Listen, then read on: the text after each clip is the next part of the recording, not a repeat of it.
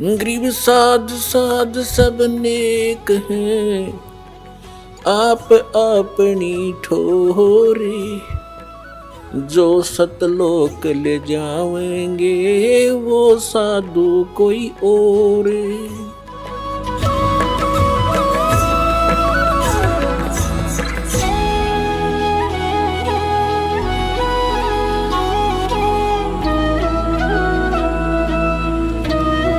ಇದರ ಮೇಲೆ ಸ್ವಲ್ಪ ಉದಾಹರಣೆ ಕೊಡುತ್ತೇನೆ.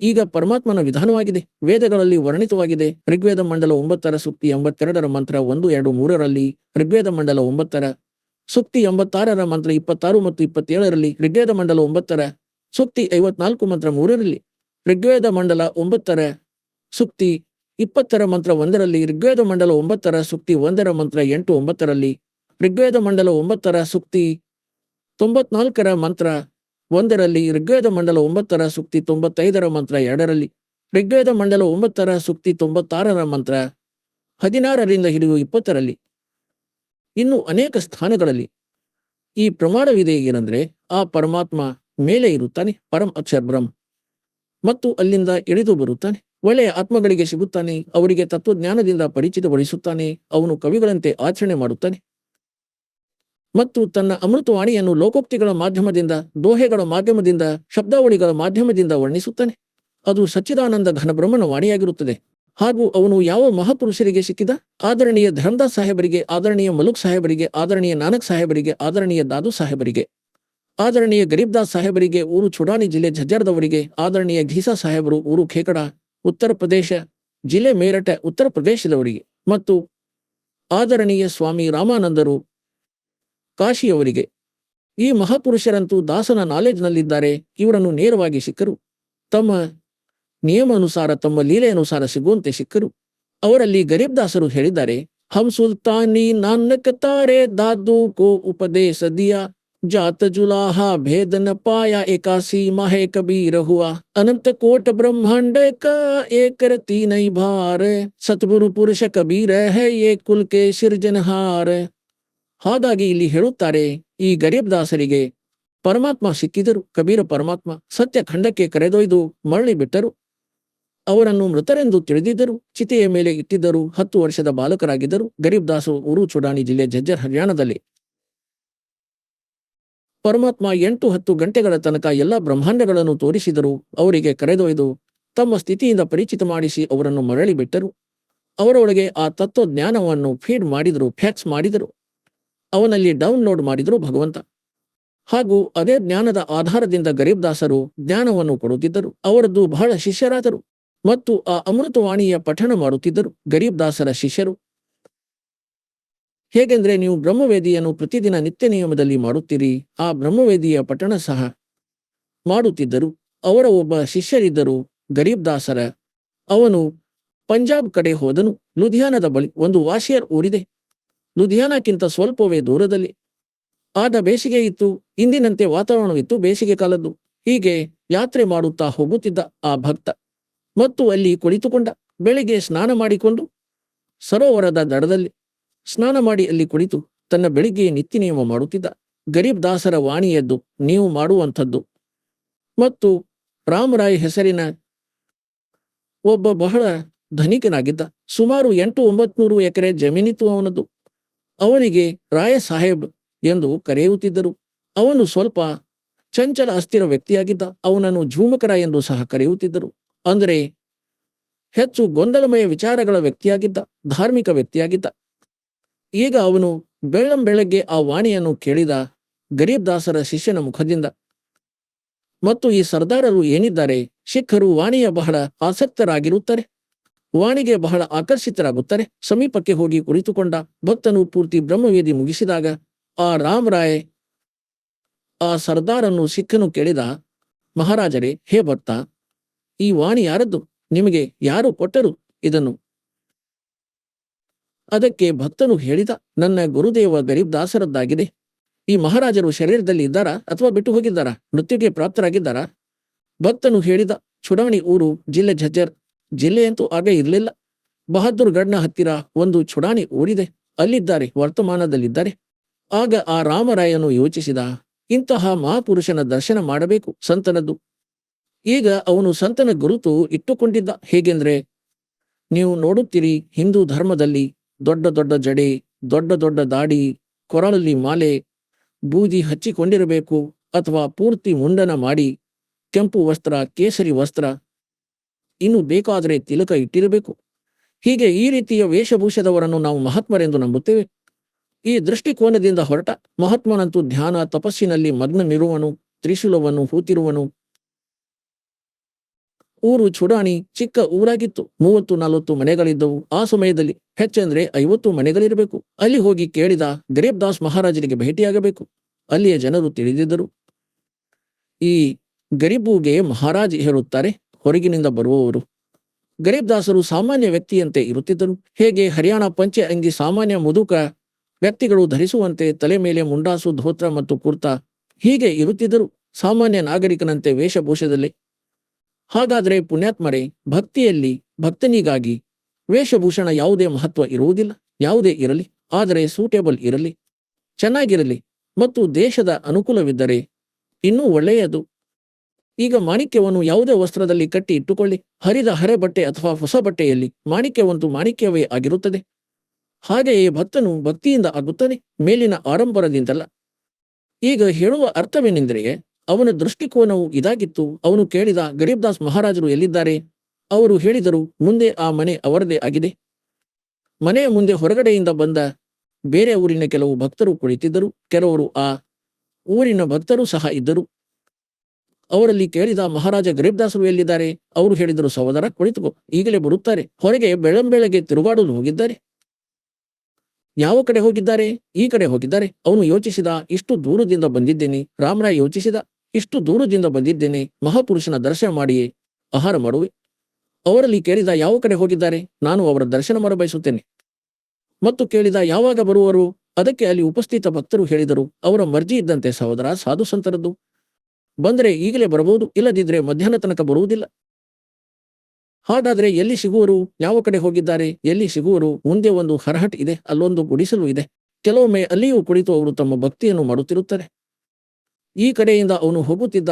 ಅದೇ ದಾರಿಯಿಂದ ಹೊಲಕ್ಕೆ ಆ ಕಡೆಯಿಂದ ಗರೀಬ್ ದಾಸರು ಬರುತ್ತಿದ್ದರು. ಒಂದು ಸಿಂಪಲ್ ವೇಷಭೂಷ, ಹರಿಯಾಣದ್ದು, ಮತ್ತು ತಲೆ ಮೇಲೆ ಪಶುಗಳ ಮೇವನ್ನು ಹೊತ್ತುಕೊಂಡಿದ್ದರು. ಸ್ವಲ್ಪ ಒಂದು ಬಂಡಲ್ ಮಾಡಿಕೊಂಡು ಅದನ್ನು ಬರೋಟ ಎನ್ನುತ್ತಾರೆ, ಜೋಳದ್ದು. ಅವರು ಬರುತ್ತಿದ್ದರು. ಬೇರೆ ವ್ಯಕ್ತಿಯಂತೂ ಸಿಗಲಿಲ್ಲ.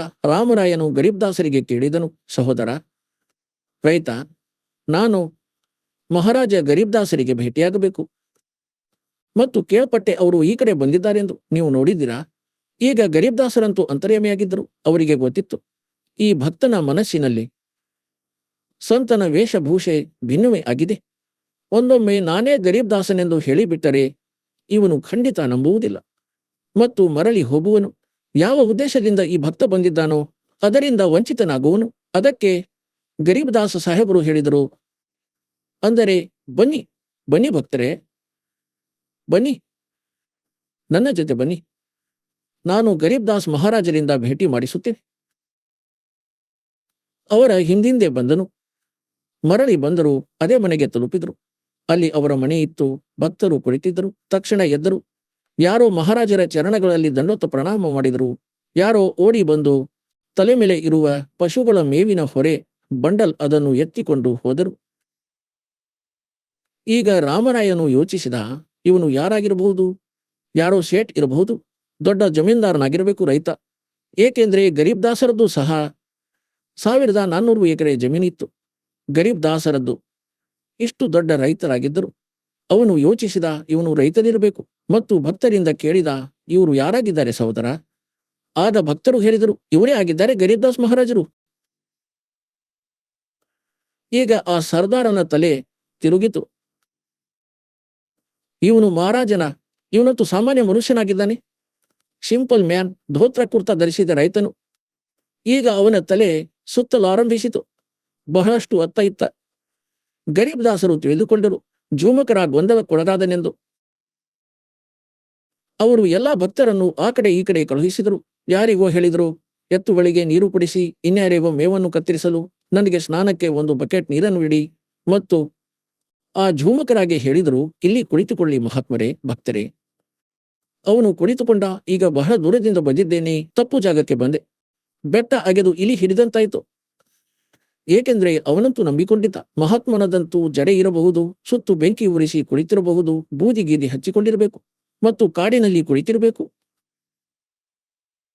ಗರೀಬ್ದಾಸರು ಸ್ನಾನ ಮಾಡತೊಡಗಿದರು. ಧೋತ್ರವನ್ನು ಧರಿಸುತ್ತಿದ್ದರು. ಧೋತ್ರವನ್ನು ಹೀಗೆ ಬೆಲ್ಟ್ನಂತೆ ಕಟ್ಟುತ್ತಾರೆ, ನೋಡಿರಬೇಕು. ಇಲ್ಲಿ ಭಕ್ತರು ಧೋತ್ರದವರಿದ್ದರೆ ಹೇಳುವರು. ಧೋತ್ರವನ್ನು ಕಟ್ಟಿ ಮತ್ತು ಅದರ ಮೇಲೆ ಅದರದ್ದೇ ಭಾಗ ಆಸ್ ಎ ಬೆಲ್ಟ್ನಂತೆ ಕಟ್ಟುತ್ತಿದ್ದರು. ಅದನ್ನು ಅರಬಂದ್ ಎಂದು ಹೇಳುತ್ತಿದ್ದರು, ನಮ್ಮ ದೇಶಿ ಭಾಷೆಯಲ್ಲಿ ಅರಬಂದ್. ಈಗ ಅವರ ಒಂದು ಕೈಯಲ್ಲಿ ಬೆರಳಿಗೆ ಗಾಯವಾಗಿತ್ತು.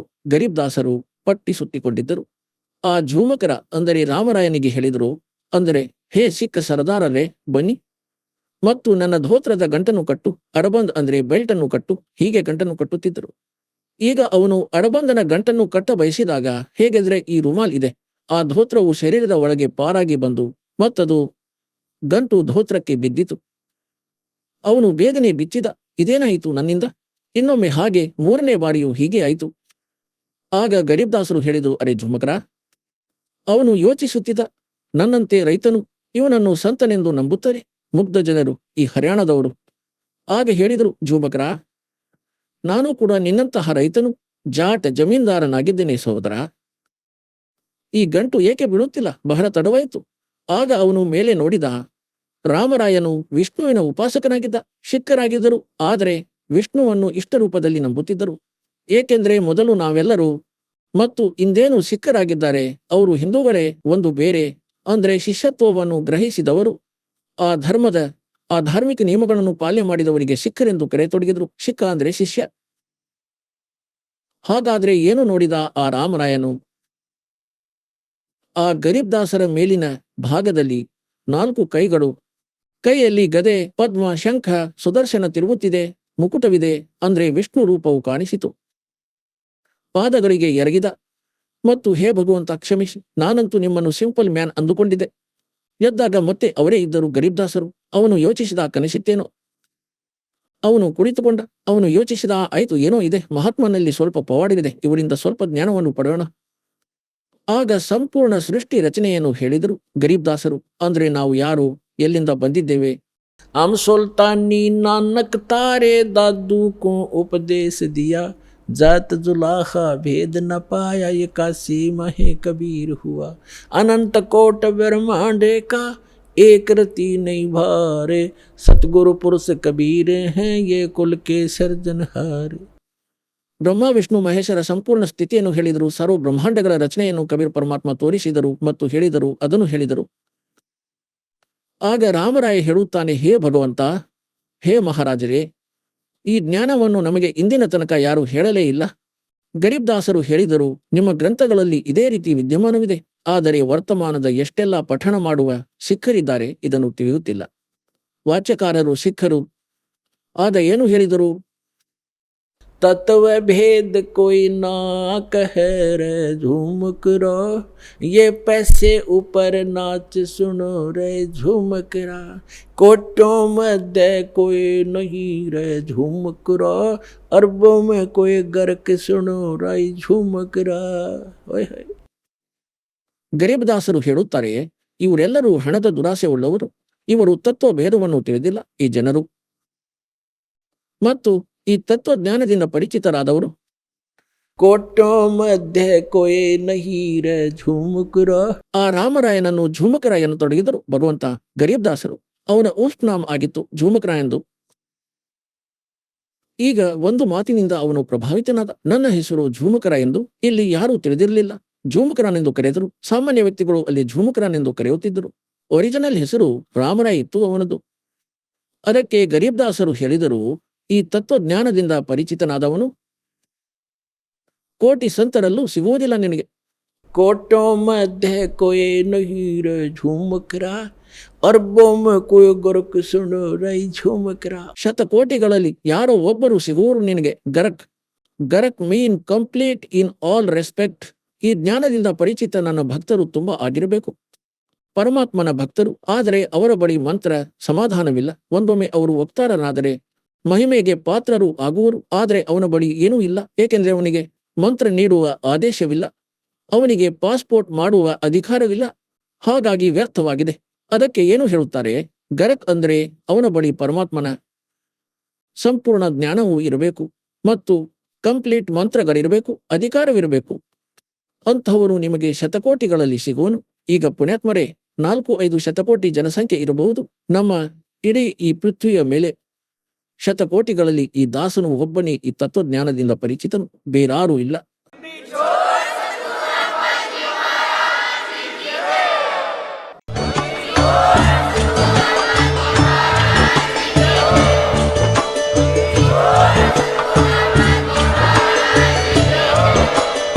ನೀವು ಕೇಳಿದ್ದೀರಿ ಜಗದ್ಗುರು ತತ್ವದರ್ಶಿ ಸಂತ ರಾಮ್ಪಾಲ್ ಮಹಾರಾಜರ ಮಂಗಳ ಪ್ರವಚನ.